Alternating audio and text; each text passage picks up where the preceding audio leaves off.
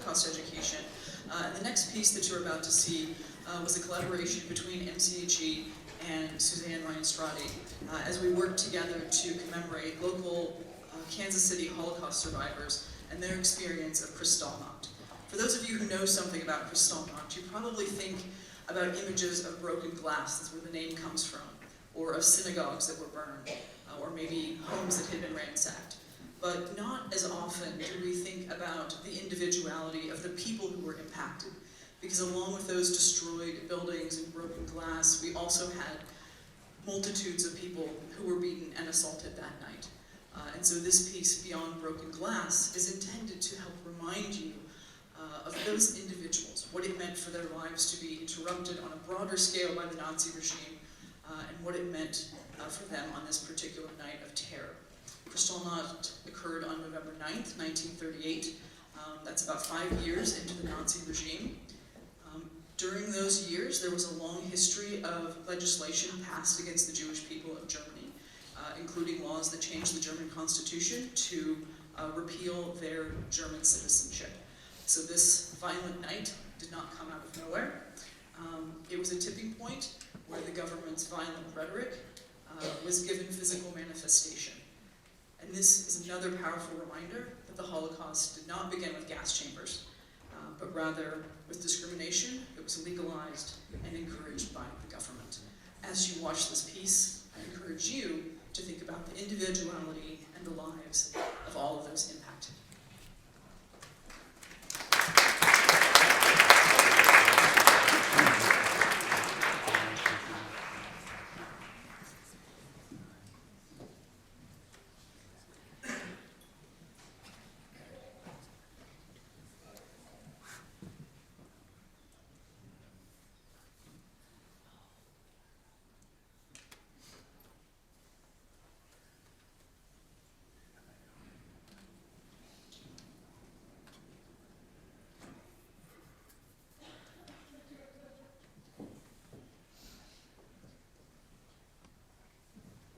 I realize how absolutely essential memories are. You know, we are who we are because of what we learn and what we remember. My mother's youngest brother lived in Berlin and had a shoe factory. My dad quit school at the age of 14. He lost his father early and he took over the business. My father certainly thought of himself as being German, just like all the other people around him. Strangely enough, there was also a church right next to the cow stable, which is an indication that the Jew in Germany was well integrated, was well accepted. To us, Judaism was just a religion. We were Germans, all the way through. It became Remember. so bad we couldn't go Dairy cows, into theaters, For many years, participate in I any. was not aware that Remember. I was different. We just let it boil.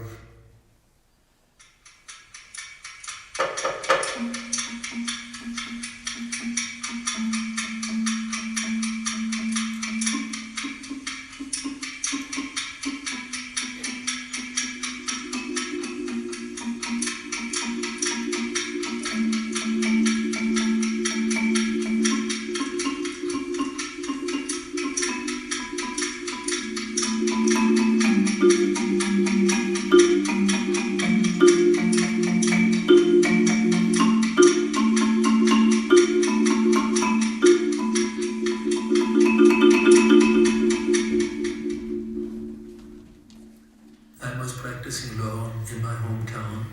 I was pleading a case one morning, and all of a sudden we heard hard heels on the stone floor of the courthouse. The judge, who was a wise man, knew what's happening. He knew the Nazis were coming. He put me by the arm behind the bar and pushed me into his chamber. At that moment, the stormtroopers came in, Juden raus, out with the Jews. I disappeared through a back door. That was the end of the career that I had planned and worshipped all my young years. March 1938. Hitler took over Austria. Things changed very rapidly.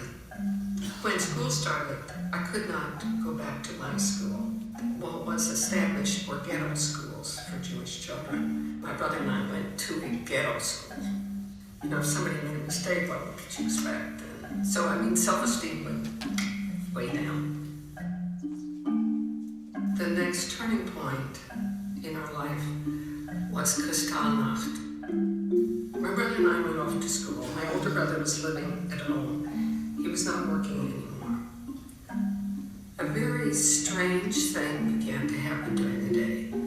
One after another child was called up to the front. The teacher said something to them, and they left. And fewer and fewer kids were in class. It was kind of bothersome because you didn't know what was happening, and I was still there. When school was out, I walked home with my brother, and my mother was beside herself. My older brother had gone out in the morning to mail a letter and had never come back. We knew nothing. We didn't hear anything. My mother was frantic. My dad wasn't there. My father had gallstones. There was a very famous cure in his old hometown in a Catholic hospital. Late afternoon, there was a knock on the door. My mother opened up the door, and there stood 3 burly guys, Nazi in SS uniform. They said, "Where's Mr. Eisner?" And my mother said, "He's not here." "What do you mean he isn't here?" "Well, he's in the hospital, in God's." They marched in. They said, "Where's your jewelry? Where's your money?" She handed over everything. They took my father's shortwave radio.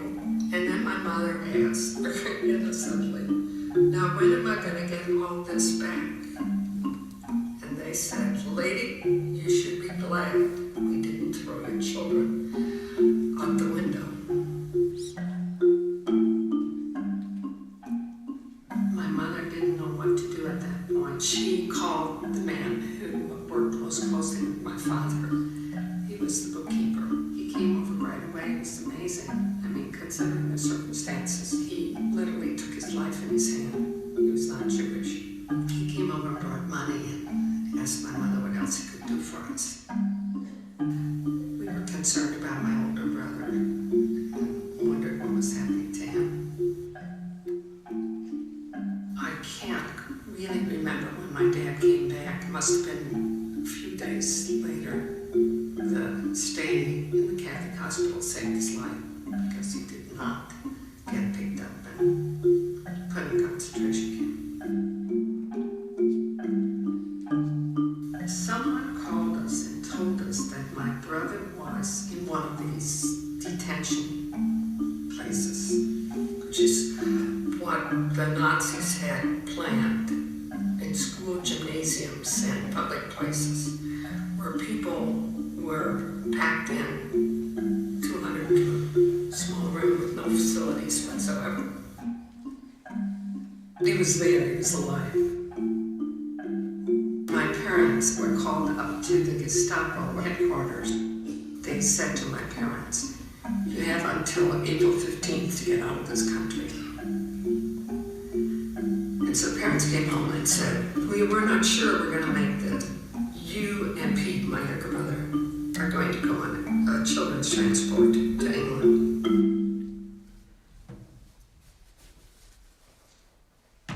My father was able to medically help a very high police official. Those police officials could not get to Jewish doctors. Apparently, he gave my dad a few days' notice and said, "Hugo, there's a list up here of people for us to pick up. Your family is on that list. I can postpone things by 48 hours, 72 hours. It was in the middle of the night. My dad woke us up and said, "Here's your suitcase, and let's go." We left so abruptly. In other words, there was really nothing of saying goodbye to anybody. It was probably some point, 3 o'clock or 4 o'clock, we went to the train station and went on a train to Poland. From Poland, we went into Russia, and from Moscow, we took the Siberian Express, which takes 7 days to Manchuria. And you go to North Korea. This is all by train. And then from Bayern, we take a ship down to Shanghai. In every place that we stopped, there was a person from the Hebrew Immigrant Aid Society that would help us all they could in terms of keeping us moving.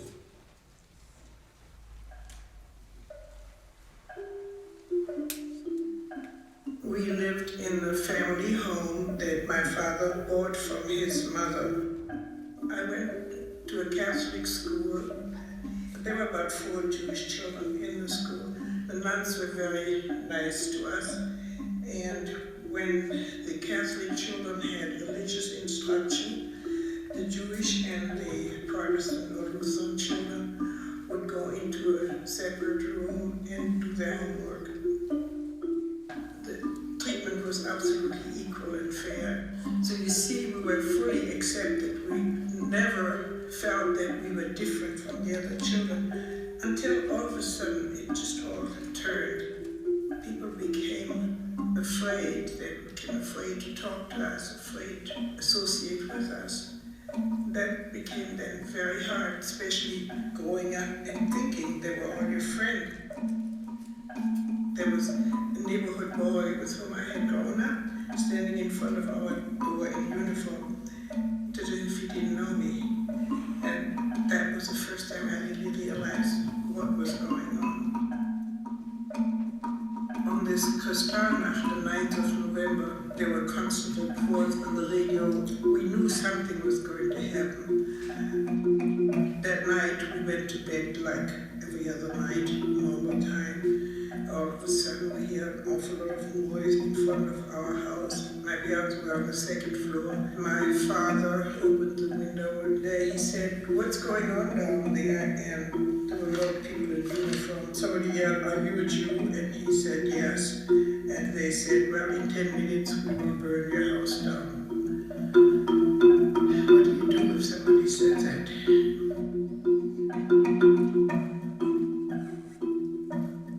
I grabbed my passport, my purse, I threw some things in the suitcase. When I went to the railroad station, I was under the impression that what was going on in Gardenkirchen was just happening there. I did not know that it was nationwide, or I had no idea what was happening.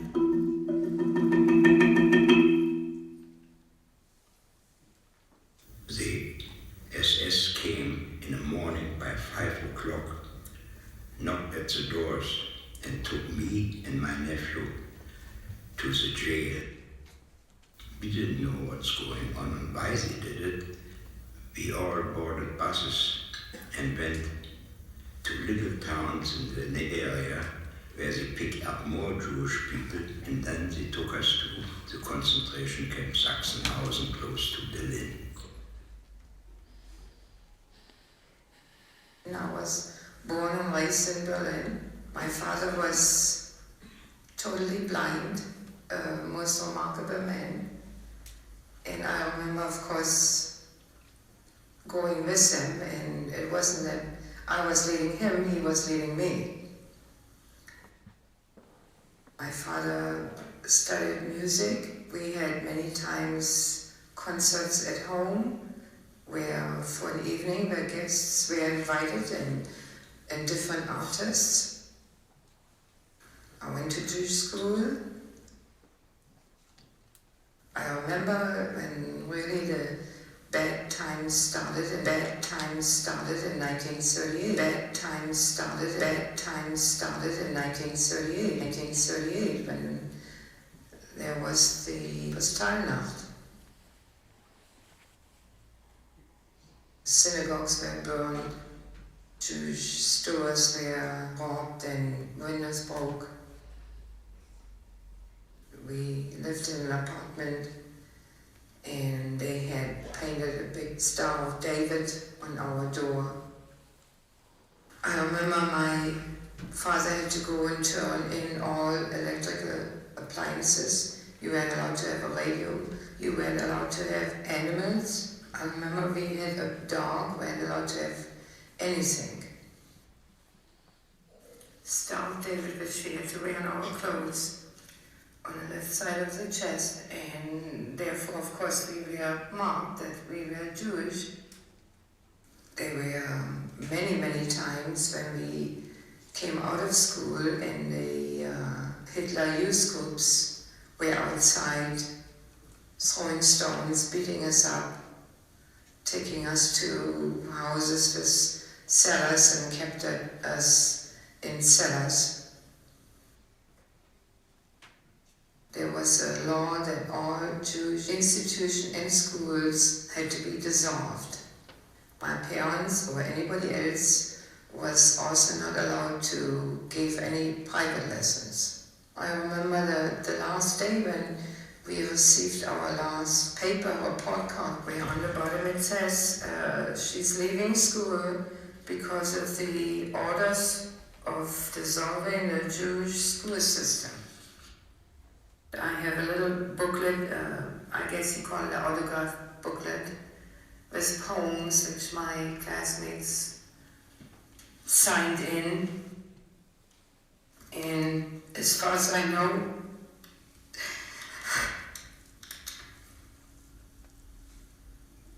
that none of them survived, nor did my teachers.